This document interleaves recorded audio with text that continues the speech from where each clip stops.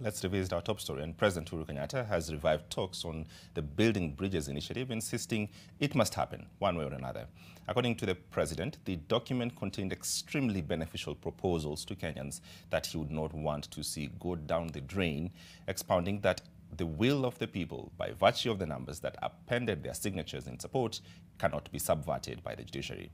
NTV's senior political affairs reporter Kennedy Mureithi captures this speech and voices for or against this spirited fight to rescue the BBI. Of Parliament, the Senate. President Uhuru Kenyatta is not about to let the embers of the Building Bridges initiative get totally snuffed out of their affirmation of reviving it, either in his administration or in the next. The need for political stabilization is, I believe, the most urgent task facing Kenyans today. And it is the foundation, upon which our greater justice, fairness, health, wealth, and security will be built on. And for this reason, I want to believe, honorable members, that that which did not happen will happen. A statement that has invited different interpretations as the head of state revisited the process the Building Bridges initiative has gone through, from signature collection, approval by about 5 million people countrywide, approval by county assemblies, and a two-thirds support from Parliament, saying that was the voice of Kenyans and it could not be subverted in any way.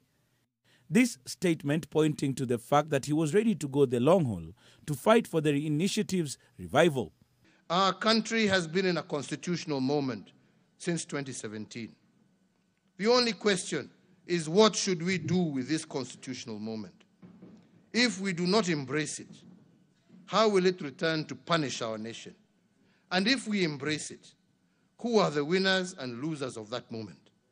That, honorable members, is the question before us today.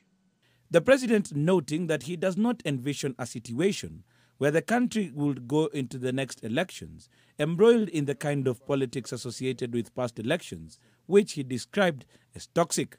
If indeed, and I speak to those that need to listen to this, if indeed Article 1 of the 2010 Constitution states that all sovereign power rests in the people of Kenya and can be exercised either directly or through their representatives, the people made their voices heard with regard to the First Amendment. Again, hitting out at the judiciary for denying Kenyans the opportunity to make their final decision on the Building Bridges initiative. And the record of Parliament attests to the fact that the people of Kenya wanted a constitutional change, but a few individuals sat down in a back room and they decided otherwise. To the president, it is about peace and tranquility in the country. Political stabilization is not an end in itself. It is a continuous process that every administration, even those that come after me, must apply their minds to and secure. However, the president's speech, especially on the BBI, has attracted accolades and condemnation in equal measure, depending on which side of the political divide a politician is. He knows that this country is going to get into safe hands after him. And me personally, I believe that will be Baba. And that means the aspirations of Kenyans will be achieved, even though they have not been achieved for now. Unfortunately, the people we lead, Mr. President, are not interested in constitutional changes. Kenya is not in a constitutional movement. Kenya is in an economic movement. The fact that we already had gone through the process substantially, there are many ways of waking up or going back on the document, on the process, and finishing the bit that was left.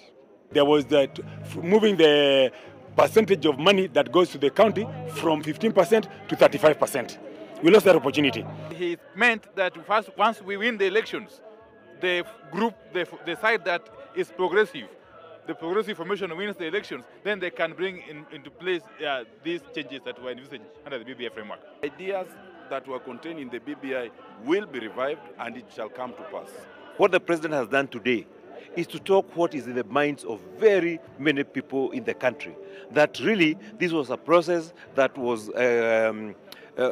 gotten from the people. People wanted this process to go on. President Uhuru Kenyatta's speech on what Kenyans have lost by not passing the Building Bridges initiative opens a conversation that has those who are loyal to him looking at it from a point of reviving it altogether, while those who are in Deputy President William Ruto's corner looking at it as a lost chance, looking at the time left before Kenyans go to the polls.